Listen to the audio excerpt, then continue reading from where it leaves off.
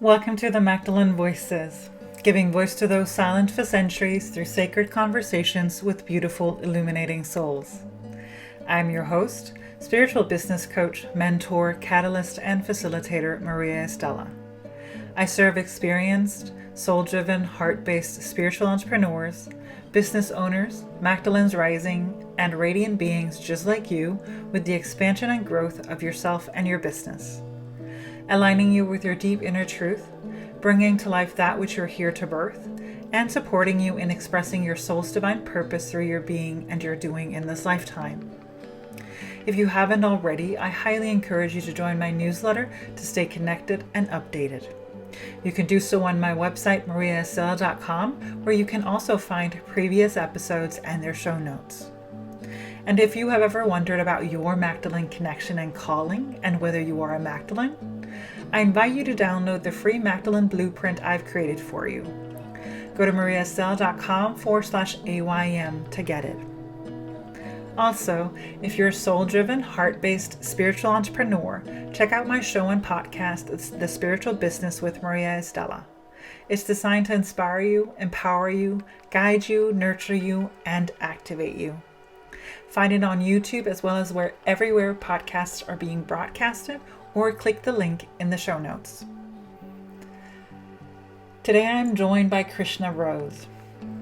Krishna is an author, singer, and spiritual guide for the divine feminine, offering you a ray of light to guide you through darkness. After promoting famous musicians including Whitney Houston, Bon Jovi, Aerosmith, Ozzy Osbourne, and others, Krishna left her busy life in London to discover her true calling, to unravel the truth of the mysteries surrounding history's most legendary and influential personalities.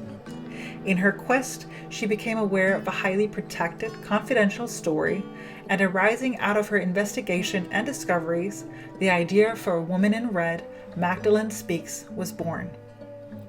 On a 25-year quest pursuing obscure texts and visiting archeological sites like a miner searching for jewels, she unearthed, extracted, and decoded indisputable evidence for what might be one of the most important breakthroughs in both our collective religious history as well as our global spiritual understanding.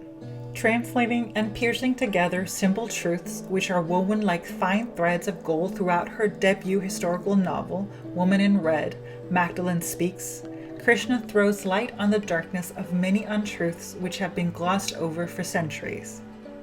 Together with her husband and 2 daughters, she lives on a small farm surrounded by countryside, filling her days writing and creating music, sprinkling the world with her authentic femininity. In this episode, we follow the powerful pieces of evidence Krishna has discovered in her extensive research, and you'll hear Krishna share a very different and revealing story of what happened after the crucifixion of Yeshua than the one you might have been used to. Some of what you will hear might be completely new, yet we're not forcing our truth upon you. We're sharing so that you may explore and discover the truth for you. As always, I encourage you to listen with an open heart and an open mind, and take only what serves you and leave the rest. Here is our sacred conversation. Krishna Rose, thank you so much for being here. Welcome to the Magdalene Voices. We have a few pointers of where our conversation is going to take us, but ultimately I think we're both just surrendering into what is to come through will come through.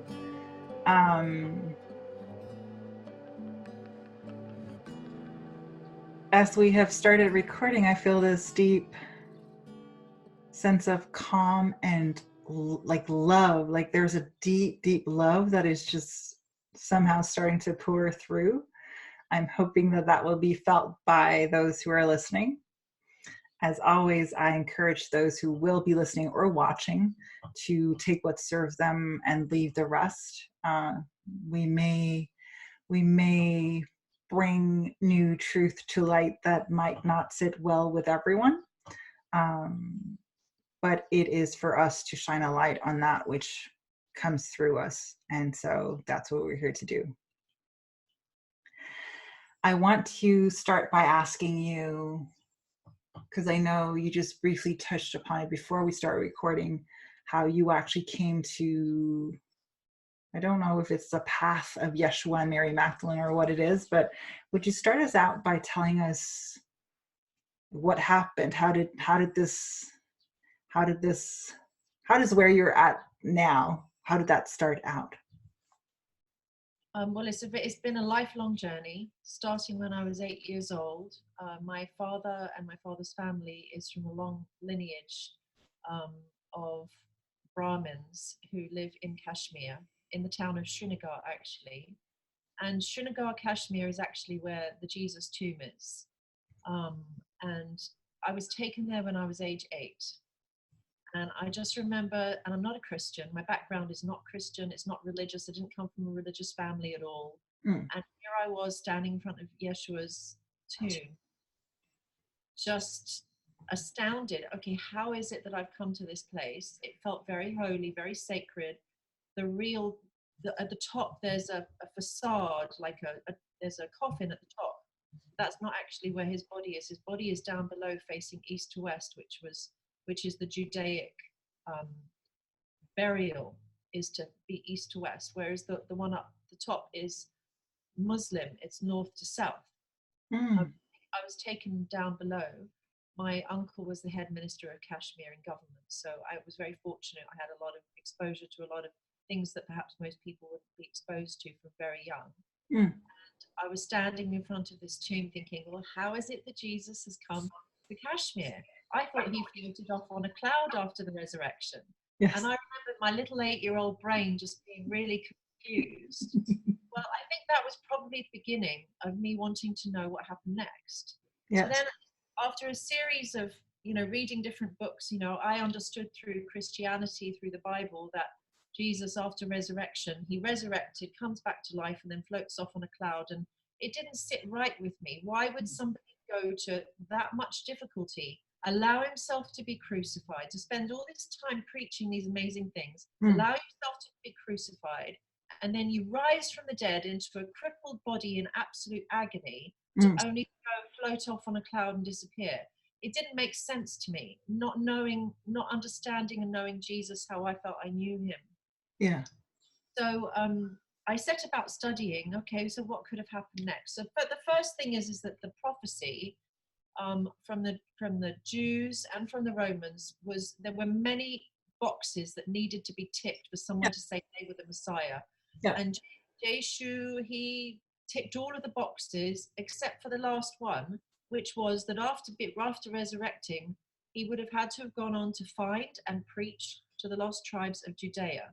So all of the tribes of Judea that had scattered all over the world when the Romans invaded, they were all over the world, and his duty as Messiah was to go and find them and unite them and bring to them the truth. And so this made the most amount of sense to me. Of course, that's what he would have done. And because the internet didn't exist back then, and telephones and all of this, the people in Judea didn't know what happened to Jesus. They had no idea. So the easiest thing to do is to make up a story. Well, it's a funny thing, because the two people who claim that they saw Jesus ascend into a cloud were very swiftly murdered after telling this story. So there was definitely, fake news has been around for a long time. Yes. They fled Judea. Now, one of the things that really struck me was Jesus. I've been told, and I've had this confirmed by a saint, that Jesus was so crippled in his feet, he was in so much physical pain all the time, that every day they had to re-bathe his feet, anoint them. Magdalene did this, of course. That she would bathe and anoint his feet and wrap his feet with fresh bandages. He had to walk with a cane that was specially fashioned for him. And for a period of time, he had to be carried around on a palanquin because his feet couldn't touch the ground. He was crippled. And he was in pain for the rest of his life. His feet never healed. Because if you imagine having holes through your feet and you're always on your feet. Yeah. So then people ask, well, why did he not heal himself? He was this amazing healer. Yeah. Well, in my book, I address that because he very clearly states, I have not come to heal myself. I have come to heal the world. And these wounds are a reminder for me of what my duty is. and of what I've come to earth to experience. And I've not come here to enjoy anything of this world. I've come here to teach the eternal things that are of the spirit, not body. Yeah. So even though it was possible for him to heal himself, as you know, as a healer, Yeah. it's much easier to heal others than it is to heal yourself. Oh, yes. And also, what that also gives us is a very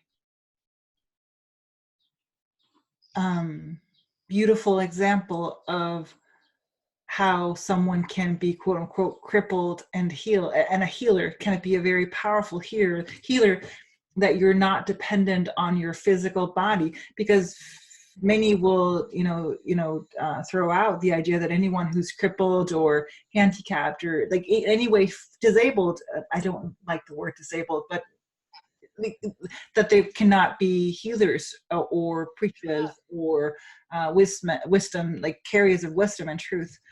That is okay. Go ahead. I think it's quite the opposite. Yeah. I think that people who experience incredible physical difficulty, they're often the greatest healers because they're the greatest empaths. They're the ones who know what suffering is. If you haven't suffering, then how can you speak to it? How can you heal it? Yes. The greatest healers in the world, I think they suffer the greatest. I mean, look at Jesus as a perfect example of that. Yes. To throw yourself in line for a crucifixion for Yeah. the sake of the message. And he did it. His message would span the centuries, because if he hadn't have been crucified, his message would have died with him, along with all the other fake messiahs who came before him. Yes. So he had to go through this and survive it.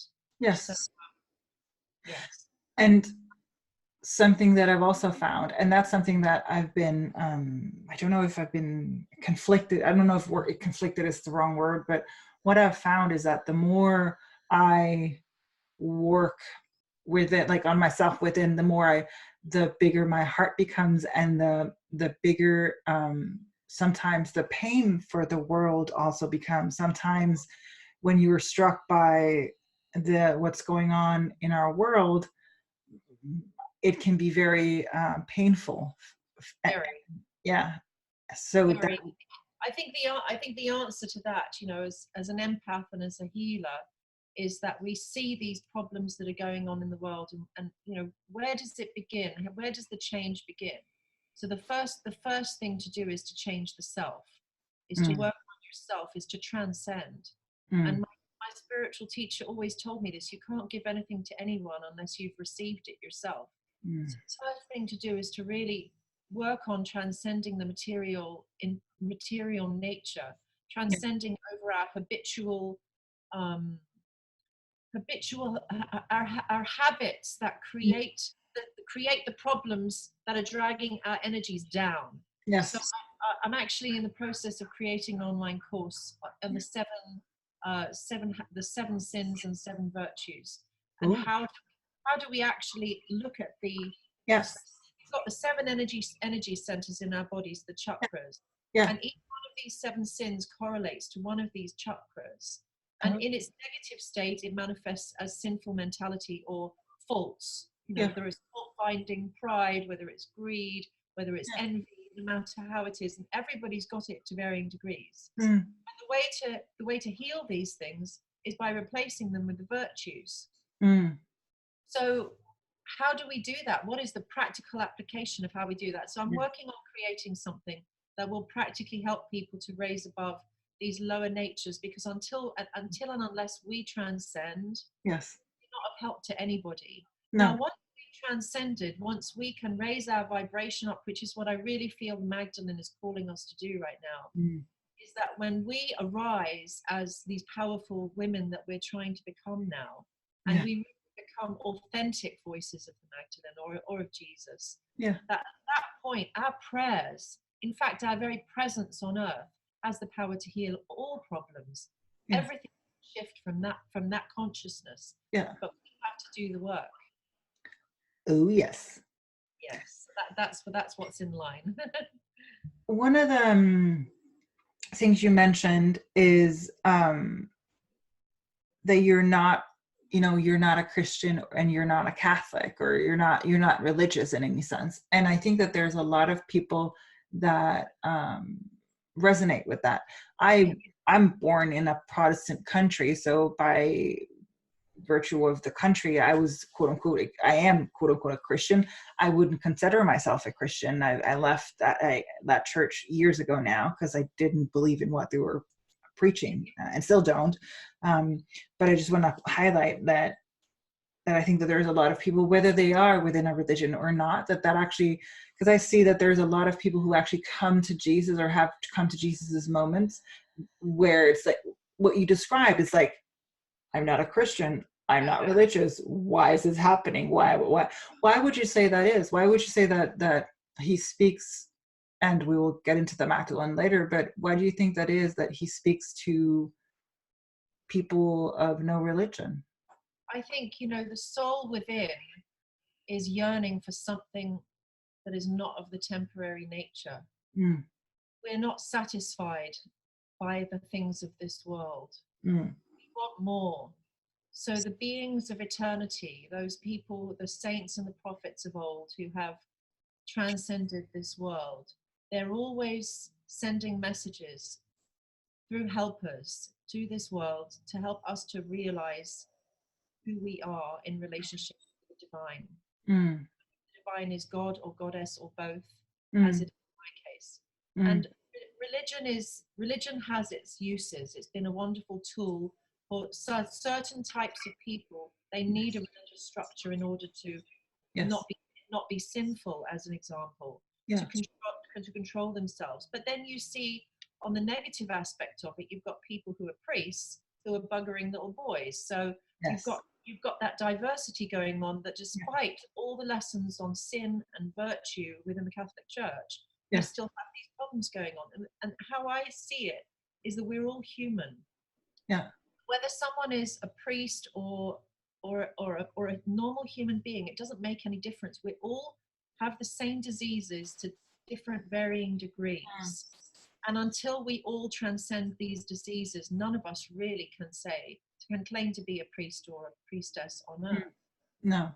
This is the work. It's not found within the church. The temple is within.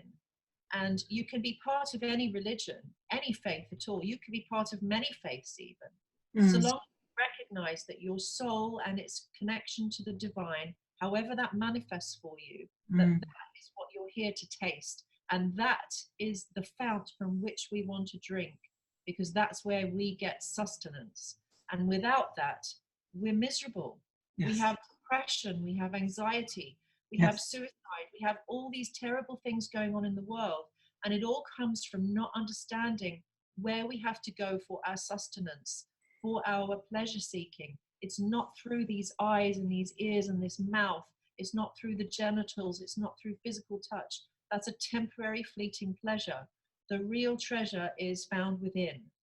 When we close our eyes, we shroud ourselves from the outside world, and we go within in search of the treasures that people like Jesus and Magdalene and other prophets and saints in history have left, like little breadcrumbs for us to follow. Yes. I am getting very, very moved by what you're saying because of the satisfaction. And to me, that's the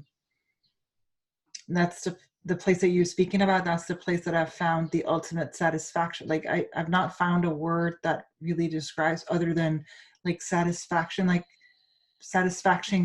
coursing through every cell of my body, every fiber of my being. Yes. Like, I don't want to call it nirvana, but orgasmic, like, yes, it's ecstatic. Yes. But into not in like a deep, not in a fleeting, like more like it has such a depth. Yeah.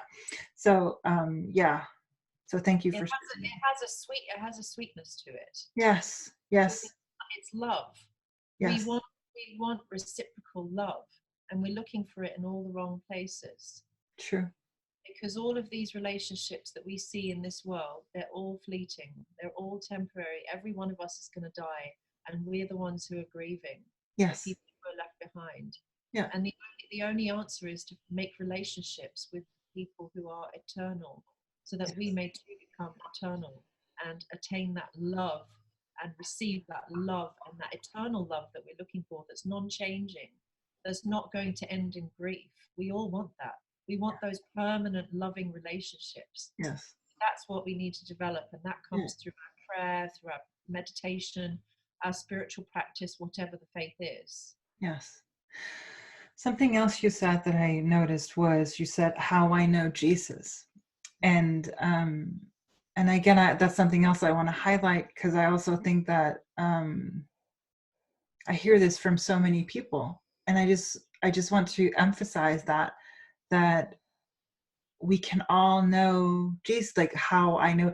It's also because I remember when I first started, I was like that's kind of crazy, like how I know Jesus, how do I, and I know that other people are feeling that way, how I can't say that I know Jesus. I can't say that I sit in secret conversation with him, or he's my God or whatever. And I just want to invite or inspire people to just let go of that, because if he's walking with you, he is walking with you. And that's just, I that's think your truth.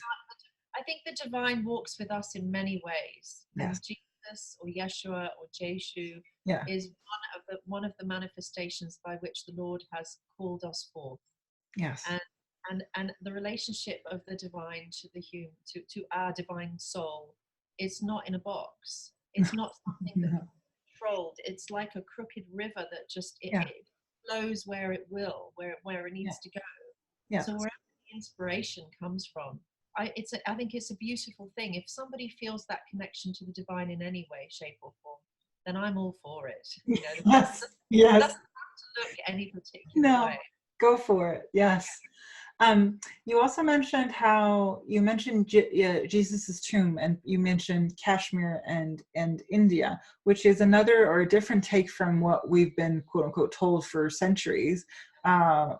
I know that there has been information about him having quote unquote the lost years, where he was actually in India and being taught or by wise men and all that.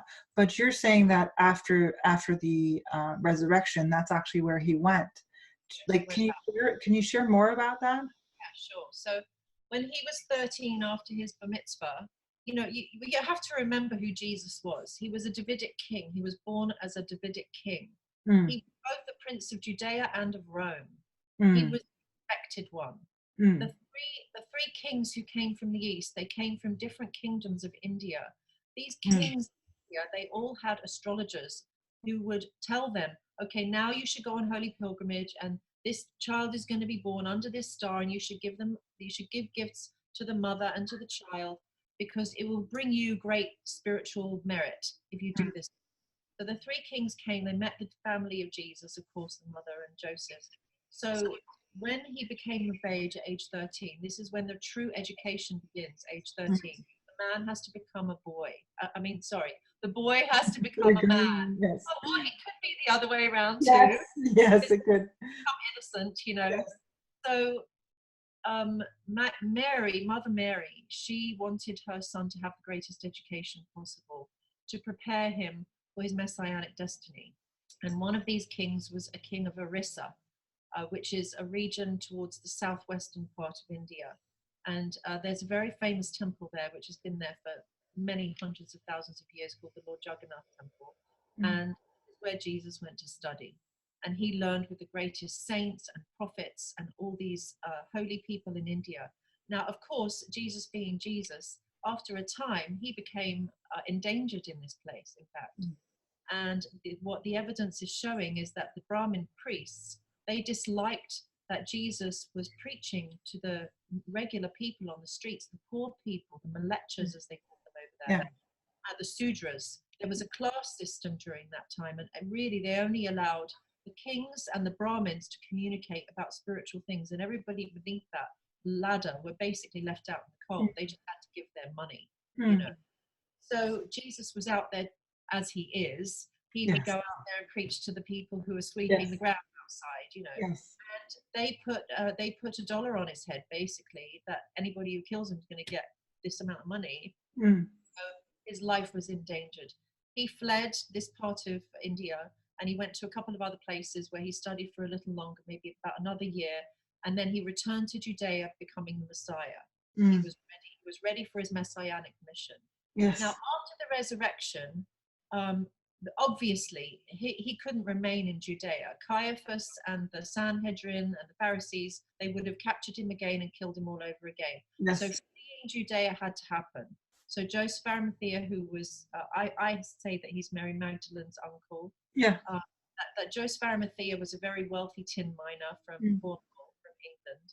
And he arranged for the whole family to go on one of their ships. Now they went to the south of France. And the reason they went to the south of France is because there were already very large amounts of Jewish people living there, Essenes especially, living there in communities. So the family would have been protected and safe there, far enough away from prying eyes, put it that way. Yeah. So they went there, and that's how Yeshua recovered. This is where Magdalene had her children, and the preaching mission began over there. But Yeshua was still very quiet. He was very withdrawn. And then after some time, he got the call, I have to go in search of the lost tribes. And the lost tribes at that time, they were stretching all the way from the south of France up to the mountains of Tibet. So they took the Taklamakan Desert. They took the road of the Silk Road up to Kashmir. And this is where he went in search of the lost tribes. Now, when he got to India, when he got to Kashmir, an amazing thing happened. He discovered there was actually a prophecy. And he discovered this when he went to the tomb of Moses, which is also in Kashmir. And when he met the Brahmin priest who was taking care of the tomb of Moses, he came out with this ancient book. It's one of the ancient Puranas. And it's hundreds of thousands of years old. And he reads to Yeshua this story of how the Messiah is going to come from a kingdom very far away after having been crucified and after having been resurrected. And he would meet the King Shalivahan from Kashmir. And when these two would meet, that great magic would happen and all the people would become converted. And so this happened. He met King Shalivahan. He was sitting exactly on the rock, exactly as described in this prophecy that was written in this ancient book. So it wasn't just a Judeo-Christian Roman prophecy about Jesus. There was one in India, and he fulfilled it. He came along, he met the king, this whole incredible thing that happened. They built a temple, all these things, so many people came for healing. Now in India, when a king did something, they had 3 scribes writing every little thing down that was ever said. And if you read these things that Jesus spoke, there's no doubt this is Jesus. There's no doubt this is him. And he unwraps his bandages on his hands and his feet for people to see his bleeding wounds, because they believe him that he had been crucified and been raised. So he showed them his bleeding wounds, and people were amazed and they became healed. And there's so many incredible stories. And of course, St. Thomas was there. He was preaching in South India. So there's also documents of him having met kings in South India, and then Jesus comes. This is all documented. So then there's a place up in Hemis, which is way up close to Tibet. It's a Buddhist monastery. And Jesus apparently went there with Magdalene and with the family. And for a time, spent time talking with the monks there. And everything that was discussed was written down in little scrolls. These scrolls were kept for 2,000 years in the cellars of this monastery. And so when you read some of what's been extracted from these cellars, because the Buddhist monks haven't let all of it come out, only little pieces, because the Catholic Church was basically stealing it and killing it. There's a lot of bad stuff going on around it. If you read it, there's no doubt this is him. Here he is again. He's up in Hemis. So when you piece all the pieces together, then you get a pretty clear picture. This is the Messiah. This was his messianic mission, and he fulfilled it. He ticked the last box of bringing the Judaic tribes together. Wow. Creating peace in the world, and he did it. Well, the church ran with it and created havoc, of course. This is why I say I'm not a Christian. Yes. Now what am I? I'm a lover of Jesus, so that makes me a Christian. But I'm not a Christian like that. No. I don't follow a church that did terrible things in Jesus' name, and that still makes up so many lives. I'm just not. I don't believe that. So what am I? I'm a true Christian. Yeah. That's what I would. When you say like that, that's probably what I would consider myself to be as well. Because it's not. It's like not in my name. It's just no. It's just. It's unfathomable. Like I can't understand how you can listen to the words that he shared, and then act the way that some, or unfortunately a lot of people do. That's beyond me. But okay, so now we got the India connection together. How comes, because I know that you have a book that's, I don't know if it will be out by the time we air this or if it'll be coming out by the time we air this, but there's a book called Woman in Red, the Magdalene Speaks. Yes. So because now we've talked about, or you've shared about Yeshua or Jesus, where does the Magdalene come in for you? Well, when I first heard about Mary Magdalene, I felt like kind of how I felt about Anne Boleyn, actually, very similar sort of experience, where I just felt like this is a persecuted woman in history who's been wronged by history. She's been called a prostitute, but the evidence, there's no evidence for it. Nope. And the church in 1950s, they put out their first apology saying that they were wrong. Mary Magdalene wasn't a prostitute. Then again in the 1970s, then again in the 1990s, then again there was one recently. But if you look at the tiny little one paragraph in the middle of the Catholic Times, it should have been front page news. We were wrong. Mary Magdalene is not a prostitute. No. So I just felt like her, I mean, for me, I don't know, I just really resonate with women who have been wronged in history. And my Kashmiri tribe is, I'm a Kshatriya, and Kshatriyas they're like warrior kings. They want to make right the wrongs of the world. It's my nature. So when I set about discovering the true story of Mary Magdalene, she just resonates with every inch of my being. Yes. I love her personality, and she's the one who's speaking through the novel Woman in Red. Now, even though it's a novel, it's wrapped around all these actual truths based on everything that I could get together about the life of Jesus, his family, and Mary Magdalene and her family. And I put it all together, it wrapped around as a novel, and then wrapped inside of it are these ancient spiritual teachings of Jesus that have never been revealed to the world in a public way. Many of them are still only in the original languages. They haven't been translated even publicly. And then some of them, like the Magdalene Gospel as an example, is a perfect example, is very cryptic. If you read Magdalene's Gospel, I mean, how on earth is somebody supposed to understand what she's saying?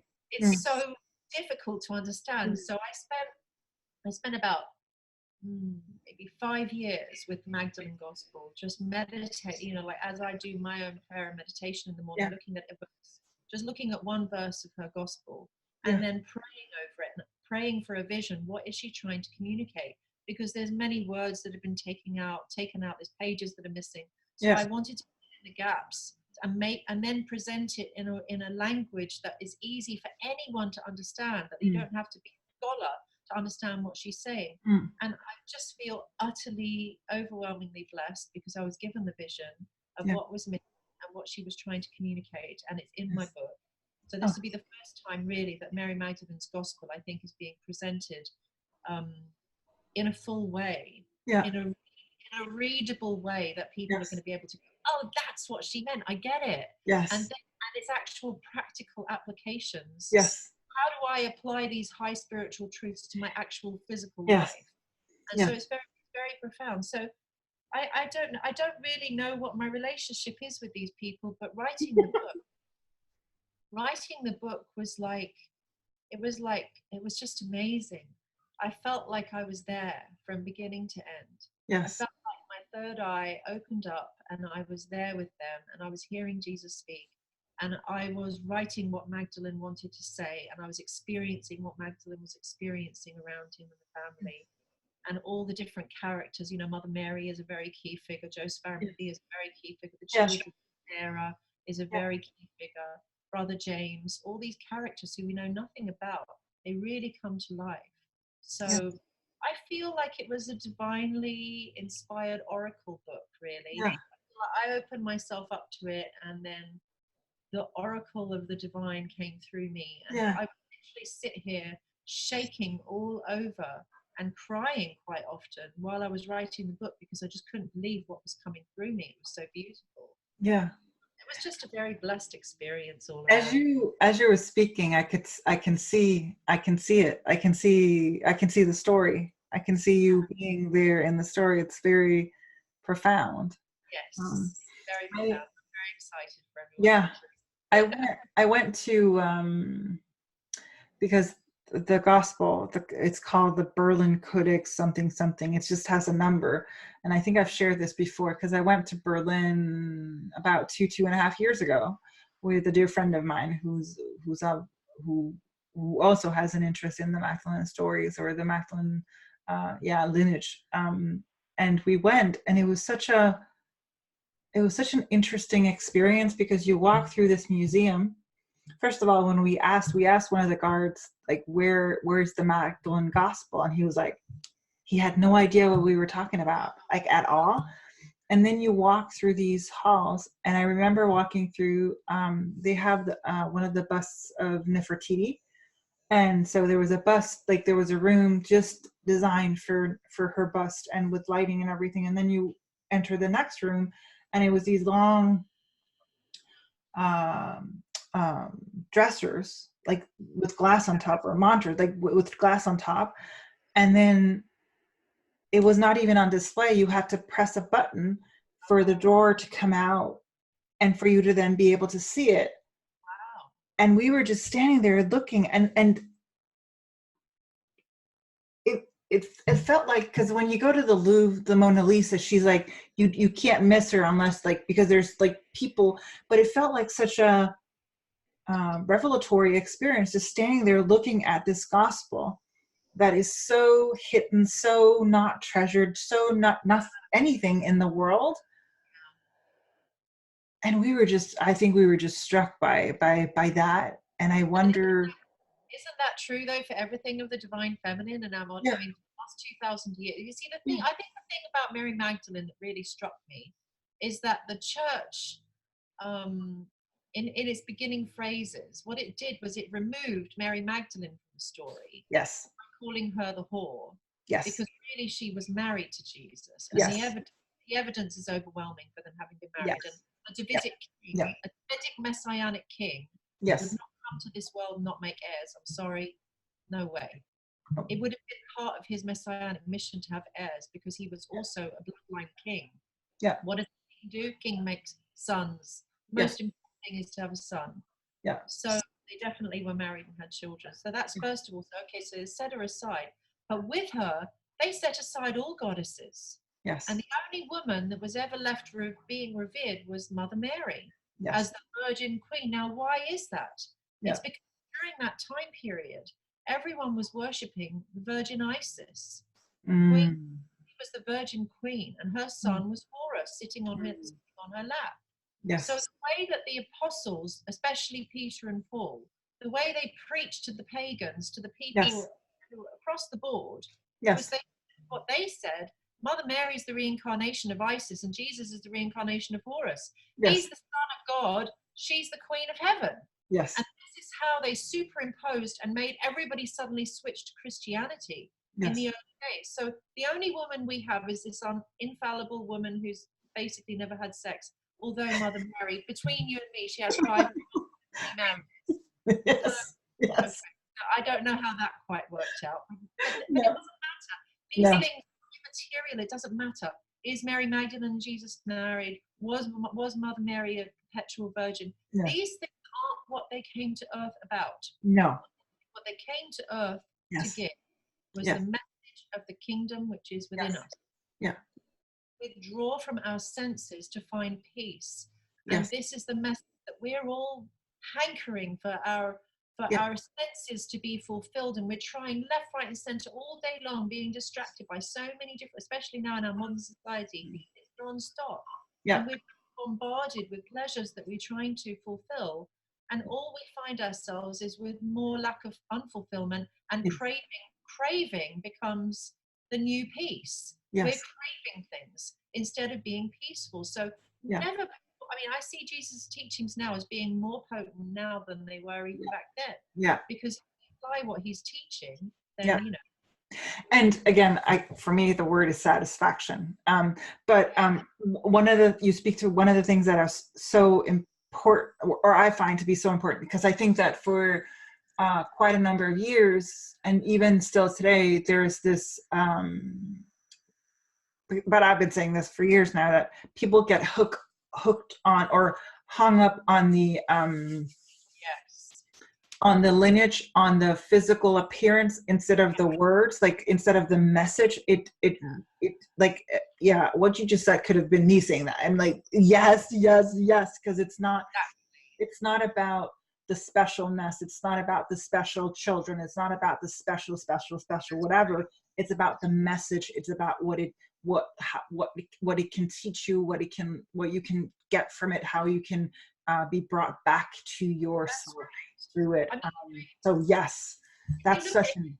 If you look at history, you know, like all these people who were descendants of bloodline descendants of Magdalene and Jesus, who became kings and queens, they were ruthless buggers. I'm sorry, they did terrible things with their power, and this is the misuse of having power and name and position, and it happens to the best of anybody. If you're not taking to the spiritual path in a sincere way, your power and your fame will be misused for things that are not good. So, you know, this whole fascination with the bloodline family, yes, it's interesting. And I actually have a friend who's a bloodline descendant, and can trace her roots all the way back. You know, they're kings all the way back. And I've met other descendants as well on my kind of different tours, music tours and stuff they've done. And they're wonderful people. They're lovely people. Yeah. But that's not what this is about. No. It's interesting, it's fascinating, and it's proof. It's proof Yes. of what. But it's also a smoke screen. I think it's a smoke screen that takes you away from the wisdom that you can actually achieve or acknowledge or find. Yes. And not necessarily, because it's not, to me, it's both it's like you seek something outside of yourself, and then you realize that that is a gateway or a portal to the wisdom that is within. That is the way it should always be. Like, it's not to say don't seek out teachers, but when you seek out teachers, make sure that that what you receive is in resonance and is in accordance with your truth, and not just be blinded by whatever they like have going on. Because and that's what I feel like the bloodline and all that is a smokescreen. I honestly could not care less about the bloodline. For me, it's about the message, and that is within. Say that, it's wonderful. Yeah. So where do we go? So I want to ask you about a question. So for you, this was 2,000 years ago. What do you feel is the overall message of Yeshua and Mary Magdalene? What are they asking of us now? And what can we do now? Yeah, I mean, I kind of addressed that question earlier, but I'll touch on it again, because it really is the essence for me. And when, you know, anybody who my book comes out 02/20/20, so it's 02/20/2020, so February 20. Okay. So anybody who goes through my book is going to get this message very, very clearly. It is the teachings that are the message. That is what they came for. They came to share the teachings. He died on the cross to share the teachings. It's not about the sacrament and the drinking of the blood and taking the blood of Christ and all of these. I'm sorry, but these rituals were not in existence. No. And things, that's not what Jesus came to give. They're external. They have nothing to do with the soul. Yeah. They're the teachings of how to live, how to be. Yes. How to treat yourself and others. But even more important than that is your relationship to your soul's relationship to the divine. You know, the word God or divine has become like a dirty word in our modern culture. Yep. You know, it's like people are even afraid to say that they love God. Well, I'm not afraid to say it. I love God.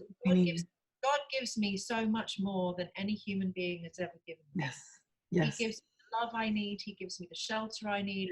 And Goddess gives me even more.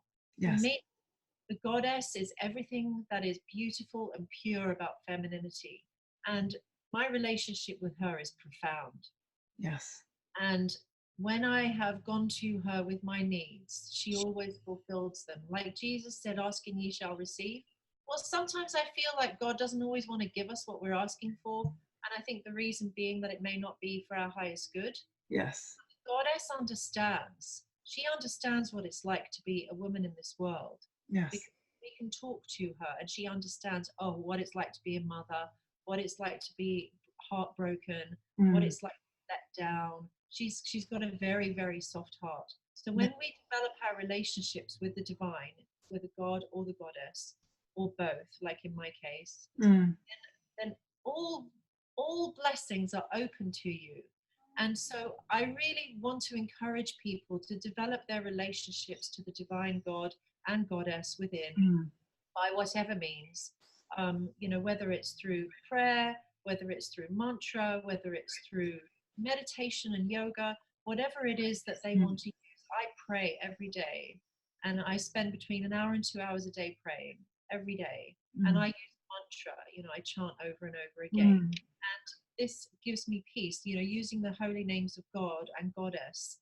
It gives you a connection to them. You feel like you're actually with them. And by their grace, they purify the heart of all the things of this world, and they create a bubble of protection around the body that allows you to have little peaks at transcendence. And from that place, you can do so much to help yourself and others. So this is the call, I believe, this is the call of the Magdalene, is to transcend, to rise up out of the quagmire of material nature. Yes. So that we may be of service to not only ourselves, but to all. Yes, absolutely. Yes. Is there anything else that is on your heart or that you would like to share? Or has everything been said? I think everything got said that wanted to get said. Yeah, that's the sense I'm getting too. Krishna Rose, I just want to say, like, deep bows and gratitude, and thank you for being here. Thank you for coming into this space, for sharing your wisdom, for sharing your truth. I have no doubt that this will be received by so many hearts who are ready to hear this wisdom. So thank you so much. I will share all of the links. I will share your website if anyone wants to know where Krishna Rose is at. Go to the show notes. There's a link in the description somewhere. I will share your website and your Instagram and to your book and all of that, so they can go find you. So thank you for being here. Yes, thank you. That's just so very sweet. It's my pleasure, and it's lovely to meet you. I hope that we become friends and that we can spend time together one day, because I feel such a lovely connection with you. And thank you for inviting me. So thank you. You're welcome. You're welcome. We already are. and bless everybody. I'm praying for everybody who watches this, and I pray that everyone goes with grace. Go with grace. Yeah. That is what I had for you in today's episode of the Magdalene Voices. For all of the deeds and the details, find the show notes on my website, mariastella.com. Know that I would love to hear how it resonated with you and what you got from it. So tag me on Instagram or leave me a comment on either my website or YouTube. Finally, if it served you, please take a moment to share it with a friend or on social media. God bless.